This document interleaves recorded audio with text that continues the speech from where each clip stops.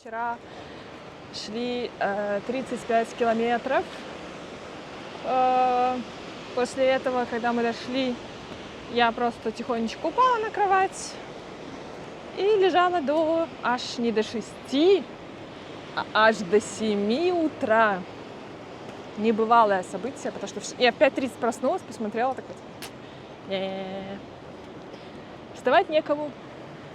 Так вот, шли мы эти 35 километров, и шли мы их и через трассу. Очень много шли по трассе.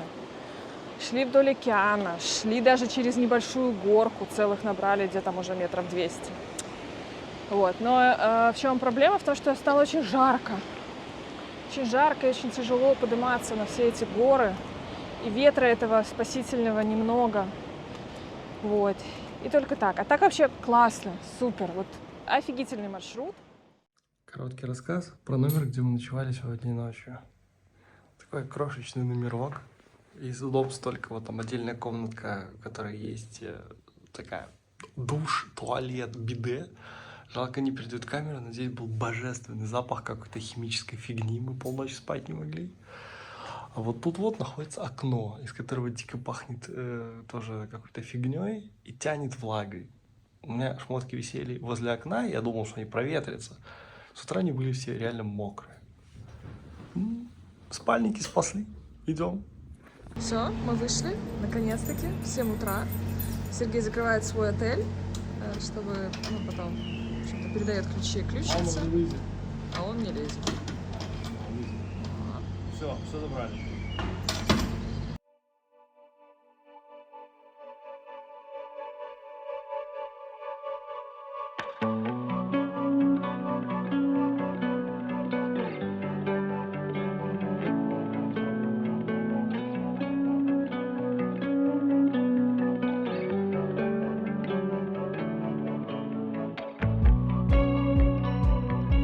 Сегодня у нас 6-й день. Вышли очень рано. В принципе, как обычно, только в Испании еще темно за счет там часовой разницы небольшой. Вот. В целом спали неплохо. Взять пуховой спальник с собой, даже с учетом того, что ты постоянно спишь где-то под крышей, это отличное решение. Потому что не холодно, очень сыро, все время сыро. Вот. И из-за этого спать некомфортно. Утром просыпаешься, даже в помещении вся одежда мокрая. В общем, есть нюансы именно апрельских походов. То есть потенциально это то же самое, как спать где-нибудь в тропиках, в палатке. То есть тебе будет, в принципе, тепло, но постоянно все мокрое будет из-за высокой влажности.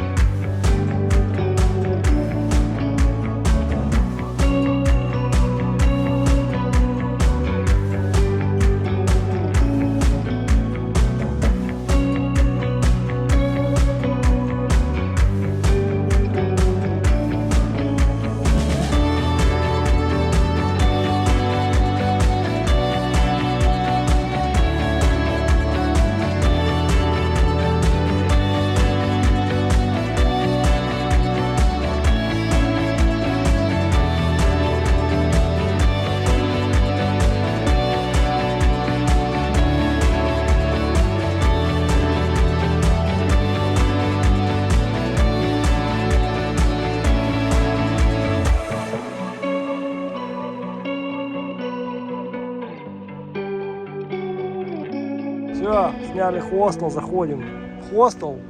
Это сегодня отель 2 звезды. 2. 2 это когда меньше 5 на 3. Вчера разговаривали с канадкой. Девочка идет одна. И тоже ходит, как и мы, то есть идет, устала, прилегла. Вот. Я спросила у нее, почему же... Она говорит, это первый мой такой поход. И я думаю, интересно, то есть в Канаде столько национальных парков, столько красивостей. Это же она перелетела полмира, чтобы пойти португальский путь. Вот она сказала, что в Канаде есть там максимум на 3-4 дня, ну, чтобы вдоль океана идти. То есть она хотела идти вдоль океана. Ну, согласна, это офигенно красиво. Вот. И тут вот, ну, я не сильно верю, что в Канаде негде ходить. Ну ладно. Может, менее, не знаю. Кто с Канады? Мои подписчики, мои 6 подписчиков, расскажите, если в Канаде маршруты. Вот. Потом мы в этот раз наконец-таки забронировали гостиницу заранее. Ну как заранее, там где-то на 25-м километре. Потому что мы поняли, что идти мы будем долго и придем поздно, ну уже после 7. Вот. И забронировали за 40 евро какой-то хостел. 2 звезды. Ну, кстати, очень такой приятный был. И мы даже подумывали спать без спальников, но все равно прохладно. Но не так сыро, то есть вещи сухие были утром, то есть нормально, хорошее место было. Может, потому что потеплело, я нагрелся уже.